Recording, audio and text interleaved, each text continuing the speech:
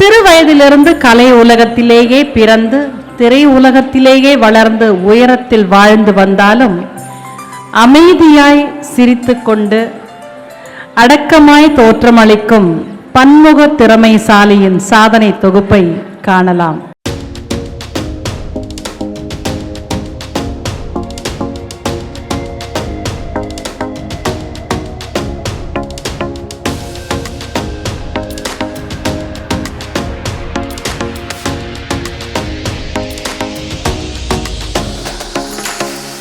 குரல், கற்பனை வளம், எழுத்துத்திறன், நடிப்பு கலை, இசை ஞானம், கலைத்துறையில் ஆளுமை என பல திறமைகளை ஒரு சேர பெற்ற சாதனை பெண்மணி இவர்.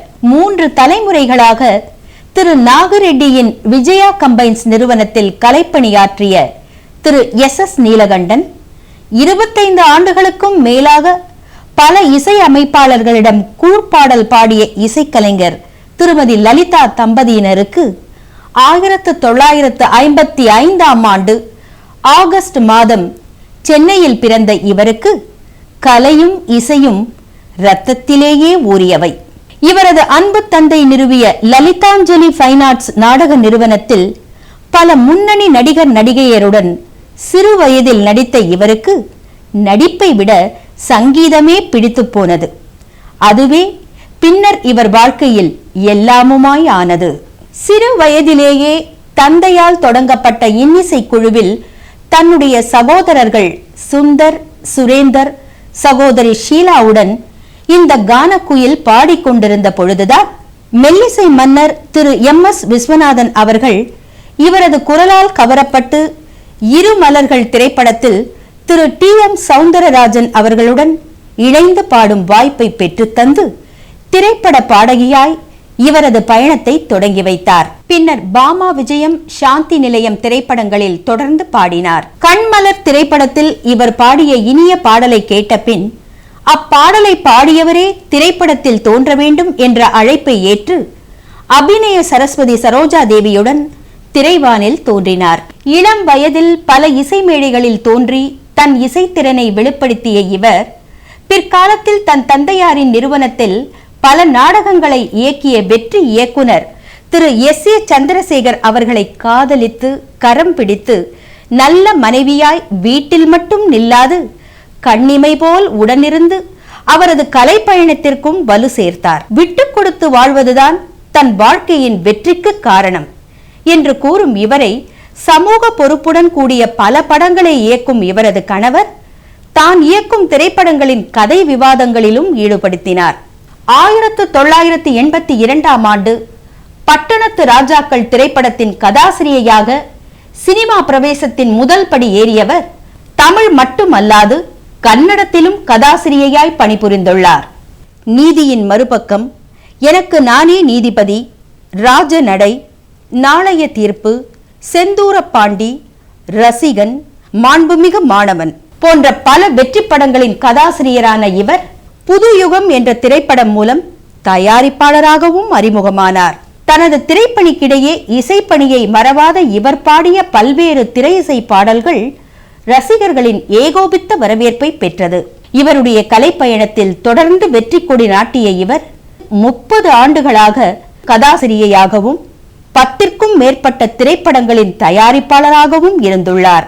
கனவு தொழிற்சாலையாம் தமிழ் திரையுலகில் மனைவி கதை எழுதி கணவர் இத்தனை படங்கள் இயக்கிய சாதனை இந்த ஆதர்ஷ தம்பதியைத்தான் சாரும். மேலும் இவர் எழுதிய ஒரு கதையை நீயே டைரக்ட் செய், நான் உனக்கு அசோசியேட்டாக பணிபுரிகிறேன் என்று கூறி இவரது கணவர் ஊக்குவித்ததால் 1991ஆம் ஆண்டு நண்பர்கள் என்ற திரைப்படத்தின் மூலம் இயக்குனரான இவருக்கு ரசிக பெருமக்களின் ஏகோபித்த வரவேற்பு கிட்டி அத்திரைப்படம் 183 நாட்கள் திரையரங்குகளில் வெற்றி நடை போட்டது. இதுவரை தமிழ் திரையுலகில் மட்டுமல்ல, இந்திய திரையுலகில் பெண் இயக்குனர்கள் இயக்கிய திரைப்படங்களில் அதிக நாள் ஓடிய திரைப்படம் என்ற மகுடத்தை இன்றளவும் தக்க வைத்துக் கொண்டிருக்கும் சரித்திர சாதனையாளர் இவர். இவரால் தமிழ் திரையுலகிற்கே பெருமை. மேலும் இன்னிசை மழை என்ற திரைப்படத்தையும் திறம்பட இயக்கிய இவர் பின்னர் திரைப்படங்களை இயக்குவதை விட தன் குடும்பத்தை இயக்குவதில் முழு கவனம் செலுத்தி அதிலும் வெற்றி கண்டவர். ஏற்கனவே சென்னை இசைக்கல்லூரியில் இசை பயின்றிருந்தாலும் தன்னை மேலும் மெருகேற்றிக் கொள்வதற்காக 15 ஆண்டுகளாக இன்றும் கர்நாடக சங்கீத மேதை மகாராஜபுரம் சந்தானம் அவர்களின் புதல்வி திருமதி பிருந்தா தியாகராஜன் அவர்களிடம் இசை பயின்று வருவதை எண்ணி பெருமிதம் கொள்பவர். இதுவரை 6 இசை தொகுப்புகளை பாடி வெளியிட்டு தன்னையும் கர்நாடக சங்கீத கடலில் தேன் துளியாய் இணைத்துக் கொண்டவர். சென்னையில் திருவையாறு இசை சங்கமத்தில் தொடர்ந்து 9 வருடங்களாக பாடி வரும் இவர் விளம்பர படங்களிலும் தோன்றியுள்ளார். நல்ல மகளாய், சகோதரியாய், மனைவியாய், பாடகியாய், கதாசிரியராய், இயக்குனராய், தயாரிப்பாளருமான இவர் அவற்றிற்கெல்லாம் மேலாக தன் மகனை சான்றோன் என கேட்ட தாய் என்பது போல தனது மகன் விஜயின் வெற்றிக்கு இவர் மிகுந்த ஆக்கமும் ஊக்கமும் அளித்தவர் என்றால் அது மிகையாகாது. அன்பு, அடக்கம், அழகு, அறிவு மட்டுமல்லாது அத்துடன் கலை பாரம்பரியம், தனக்கென தனி முத்திரை படைத்த கணவர், மாபெரும் புகழடைந்த மகன், பன்முக திறமை என எத்தனை இருந்தாலும் எதையும் மனதில் ஏற்றுக்கொள்ளாமல் அமைதியாய் எப்பொழுதும் முகத்தில் தவழும் சிறு புன்னகையோடு காட்சி அளிப்பவர்தான் நாடக கலைஞர், திரை இசை பாடகி, கதாசிரியை, சாதனை இயக்குனர், தயாரிப்பாளர், கர்நாடக சங்கீத கானக்குயில், வெற்றி இயக்குனர் எஸ் ஏ சந்திரசேகரின் மனைவி, இளைய தளபதி விஜயின் தாய் திருமதி ஷோபா சந்திரசேகர் அவர்கள். திருமதி ஷோபா சந்திரசேகர் அவர்களை மகிழ்ச்சியோடு அன்போடு மேடைக்கு வருமாறு அழைக்கிறோம்.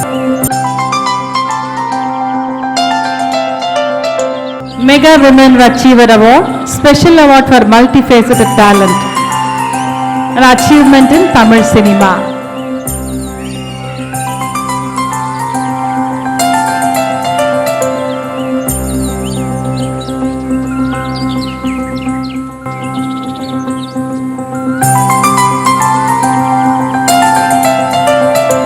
திரு சந்திரசேகர் சார் அவர்களுக்கு திரு கே.வி. தங்கபாலு சார் அன்பு பரிசினை அளிக்கிறார்.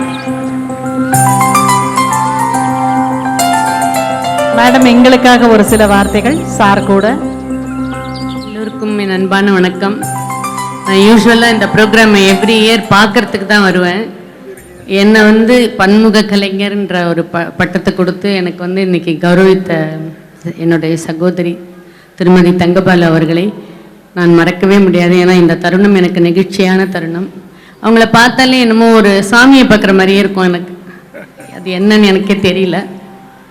அதனால் அவங்க கூப்பிடும்போது எனக்கு ரொம்ப சந்தோஷமாக இருந்தது. அவங்க மகளோட நீங்கள் 2 பேரும் முழுசாக இந்த ப்ரோக்ராம் கலந்துக்கணும் அப்படின்னு சொன்னாங்க.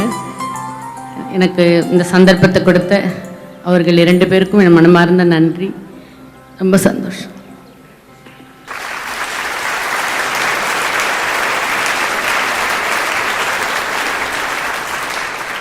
சார், எங்களுக்காக ஒரு சில வார்த்தைகள். எல்லாருக்கும் என்னுடைய வாழ்த்துக்கள். அதுவும் இந்த நாளில் மெகா தொலைக்காட்சி மூலமாக உலகத்தில் இருக்கின்ற அத்தனை தாய்மார்களுக்கும், சகோதரிகளுக்கும், பெண் பிள்ளைகளுக்கும் இந்த மகளிர் தின வாழ்த்துக்களை சொல்லக்கூடிய ஒரு வாய்ப்பை கொடுத்த முன்னாள் மத்திய அமைச்சர் நண்பர் தங்கபால் அவர்களுக்கும், சகோதரி ஜெயந்தி தங்கபால் அவர்களுக்கும் நல்ல நன்றி தெரிவிச்சுக்கிறேன். அதாவது நான் எங்கே போனாலும் மேக்ஸிமம் 8:30க்கு மேலே உட்கார மாட்டேன். நான் ஏன்னா 40 வருஷமாக அப்படி பழகிட்டு இருக்கிறேன். 7:30 மணிக்கு டின்னர் சாப்பிட்ருவேன், 8:30 மணிக்கு படுத்துருவேன். இன்றைக்கி நான் எந்திரிக்கணும் இருந்தேன். ஆனால் மேடையில் நடந்த நிகழ்ச்சிகளும் அவங்க இத்தனை பேரை எப்படி எங்கேருந்து கூட்டிகிட்டு வந்தாங்கன்னு தெரியல. அதுவே எனக்கு ஆச்சரியமாக இருந்துச்சு. ஸோ அதை பார்க்குறதுக்குள்ளே அப்படி உட்காந்துட்டேன். இடையில கூட கேட்டாங்க. இது எனக்கு இன்னமும் என்னுடைய வாழ்நாள்லேயே ஒரு 2வது தரம் 3வது தரம் இந்த 10 மணி வரைக்கும் நான் ஒரு இடத்துல இருக்க வச்சுட்டீங்க நீங்கள். அதுக்காக நன்றி. இந்த வந்ததை சொல்லணும். மகளிர் தினம் அப்படின்னு சொல்லும்போது எனக்கு ஞாபகம் என்னுடைய தாய், என்னுடைய அம்மா.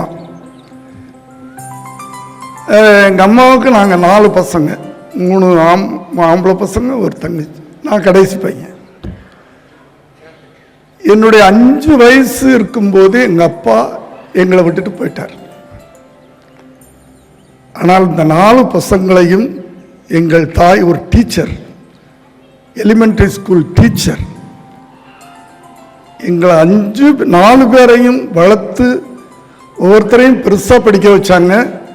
நான் மட்டும் ஒழுங்காக படிக்கலை, நான் தருதலைன்னு சொல்லுவாங்க என்ன. இப்படி எங்கள் அம்மாவுடைய ஞாபகம் தான் இந்த மகளிர் தினத்தில். என்னை அவங்க சின்ன வயசில்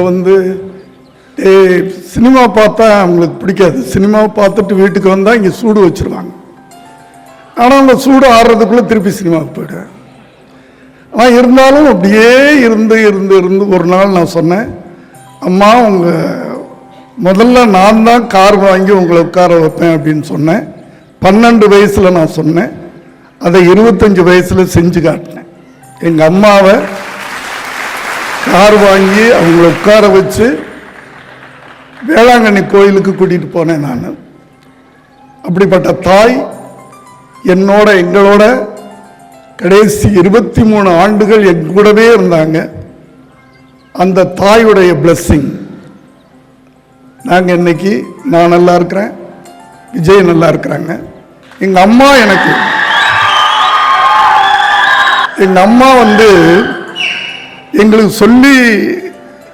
சொல்லிட்டு போன ஒரே ஒரு காரியம் என்னன்னா, அடுத்தவங்களுக்கு புத்தி சொல்லாத, நீ நடந்து காட்டு.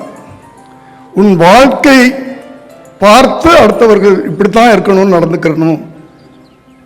ஸோ உன்னுடைய வாழ்க்கை ஒரு வேதமாக இல்லைனாலும் பரவாயில்ல, ஒரு பாடப்புத்தகமாக, 1ஆம் கிளாஸுக்காக பாடப்புத்தகமாக மாதிரியாவது இருக்கணும். அப்படி ஒரு வாழ்க்கை வாழ்ந்து காட்டு அப்படின்னு சொன்னாங்க. அப்படி ஒரு வாழ்க்கை வாழும்போது அடுத்த ஒரு மகளிர் என்னோட சேர்ந்தாங்க. இவங்களை நான் 5 வருஷமா காதலிச்சு வரட்டி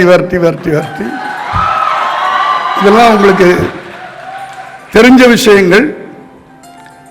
அவங்க வீட்டுக்கு நான் பேயிங் கெஸ்டாக போனேன். இப்போ பெர்மனன்ட் கெஸ்ட் ஆகிட்டேன் நான். இப்படி எங்களுடைய வாழ்க்கை. என் அம்மாவை பற்றி சொல்லிட்டேன். ஒரு மகளிர், அடுத்த மகளிர். என் வாழ்க்கைக்கு இந்த அளவுக்கு நான் உயர்ந்ததற்கு காரணம் இந்த மகளிர். அதாவது எல்லாருக்கும் இப்படி ஒரு மனைவி கிடைச்சிட்டா, இப்போ நண்பர் தங்கபால் சார் அவர்களுக்கு ஜெயந்தியை எப்படி கிடைத்திருக்கிறார்களோ, ஜெயந்தி மேடம் அவர்கள், அதை போல எல்லாருக்கும் இப்படி மனைவி கிடைச்சிட்டா வாழ்க்கையில் அவன் உயர்ந்துக்கிட்டே போவாங்க. அதுதான் என்னுடைய ஒரே ஆசை. எனக்கு ஷார்ட்டாக முடிச்சிடுறேன், எல்லாரும் 10 மணி. ஏன்னா எங்கள் அம்மா இறக்கும்போது 93 வயசு. நிச்சயமாக நான் 90 வயசு வரைக்கும் இருப்பேன். அந்த இல்லை, நம்பிக்கை தானே வாழ்க்கை. 100 வயசு வரைக்கும் இருப்பேன். ஓகே, ஏன் அது குறைக்கிறீங்க? ஸோ என்னுடைய ஆசை 90 வயசுல என் மனைவி என் கையை பிடித்து எனக்கு ஊன்றுகோலாக இருக்க வேண்டும் என்று எனக்கு ஆசை. கையில் 90 வயசு 100 வயசு ஆயிடுச்சுன்னா கம்பை பிடிச்சிட்டுலாம் நடப்போம். அந்த கம்புக்கு பதிலாக, அந்த கோலுக்கு பதிலாக என் மனைவி கரம் இருக்க வேண்டும் என்று நான் ஆசைப்படுவேன். ஏன்னா அந்த ஃபாரின் கண்ட்ரிஸ்க்கெலாம் போகும்போது, இந்த லண்டன் பாரிஸ்லாம் போகும்போது மாலை நேரத்தில் நீங்கள் அப்படி நடந்து போனீங்கன்னா அங்கே இந்த காட்சியை பார்க்கலாம். 90 வயசு 100 வயசு தம்பதிகள் ஒரு கையில் மனைவியை பிடிச்சிக்கிறோம், இன்னொரு கையில் ஒரு நாய்க்குட்டியை பிடிச்சிக்கிறோம். என்ன அழகாக அவங்க நடந்து போகிறது பார்க்கும்போது அவ்வளோ அழகாக இருக்கும். அப்போ தான் எனக்கு இந்த ஆசை. இன்னைக்கு கூட மேடையில் ஒரு அழகான காட்சியை பார்த்தேன். எடுத்த உடனே அம்மா கிருஷ்ணம்மாள் அவர்கள் அவங்க மேடையில் நிற்கிறாங்க. அவங்க அவங்க கையை நண்பர் தங்கபால சார் பிடிச்சிக்கிட்டு நின்றுக்கிட்டு இருக்கிறார். அதை பார்க்கும்போது எனக்கு ரொம்ப அழகாக இருந்துச்சு. அந்த ஆரம்பமே, இந்த மகளிர் தின ஆரம்பமே சார் உண்மையில் நான் இப்படி விழாவில் கலந்துக்கிட்டதுல நிறையா சினிமா விழாக்களில் கலந்துருக்கிறேன், ரசிகர் மன்ற விழாக்களில் கலந்துருக்கிறேன், விஜயுடைய விழாக்களில் கலந்துருக்கிறேன். ஆனால் ஒரு நெகிழ்ச்சியான விழா, ஒரு உணர்வு பூர்வமாக என்னை அந்த இடத்திலே உட்கார வைத்த ஒரு விழா. உங்கள் குடும்பத்துக்கு என்னுடைய உளமாற நன்றியை என் சார்பாகவும் என் மகன் விஜய் அவர்கள் சார்பாகவும் நான் சொல்லிக் கொள்வதிலே பெருமைப்படுகிறேன். நன்றி, வணக்கம்.